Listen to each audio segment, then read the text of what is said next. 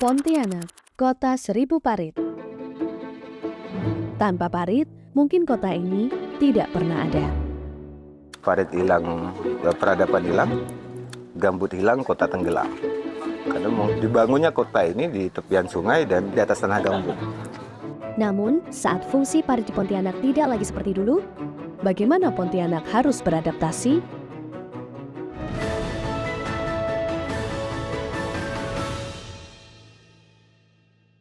Upaya Pontianak beradaptasi dengan air sudah dimulai sejak awal ia didirikan. Diapi dua sungai, dekat dengan muara laut, serta tanahnya yang rendah, memaksa Pontianak untuk bisa hidup bersama air. Dulu waktu Belanda mendesain kota Pontianak itu, karena yang tantangan yang dihadapin adalah kawasan-kawasan gambut yang rawa-rawa gitu ya. Kawasan yang menjadi cikal bakal kota Pontianak ini bernama Daizen Finkantenpal atau Tanah Seribu karena luasnya 1000 kali 1000 meter. Sehingga mereka membuat kanal-kanal untuk mendrainase ataupun membuat kawasan-kawasan yang dapat ditinggali. Parit ini tidak hanya berhasil membuat Tanah Seribu menjadi tempat yang layak tinggal. Lebih dari itu, ia juga berlaku sebagai pertahanan banjir.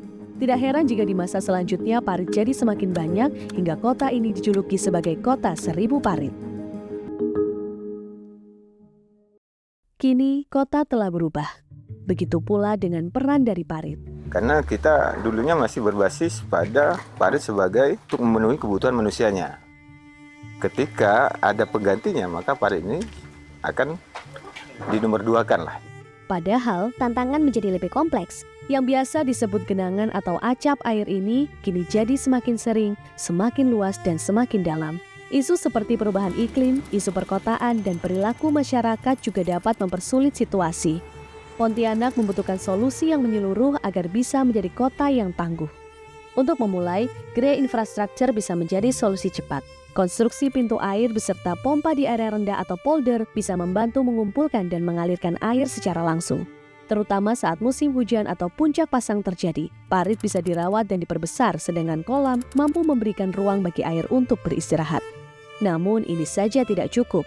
Berbicara soal jangka panjang, kita berarti harus peduli dengan aspek ketahanan lingkungan.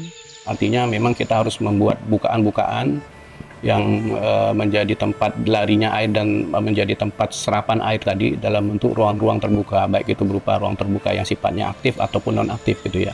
Green infrastructure seperti taman-taman, lapangan terbuka, serta hutan perkotaan dapat menjadi alternatif untuk menyediakan lebih banyak area serapan. Infrastruktur fisik atau hardware ini tidak akan berfungsi optimal tanpa peran aktif manusia yang bisa kita sebut sebagai software kota ini.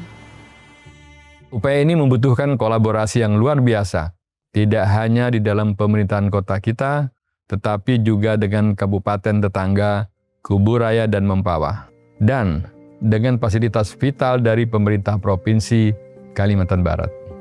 Upaya ini telah dimulai, terutama dari mereka yang memiliki kepedulian tinggi pada masa depan Pontianak.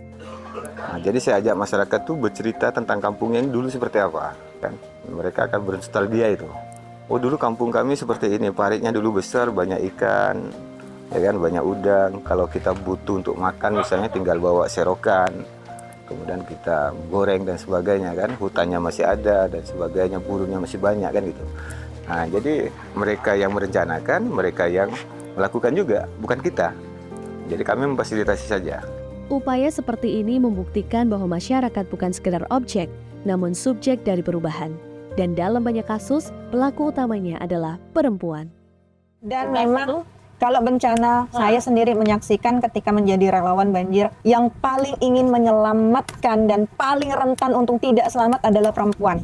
Perempuan itu menurut saya luar biasanya apa? Karena dia pengen menyelamatkan orang yang ada di rumah, apapun itu yang ada di rumah diselamatkan karena pikirannya menyelamatkan. Tapi dia yang paling rentan untuk tidak selamat.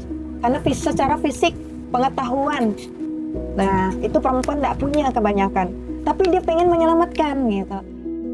Air tidak mengenal batas administrasi, begitu pula solusi kita. Semua membutuhkan partisipasi aktif dan setiap warga negara, setiap komunitas, dan setiap pemangku kepentingan.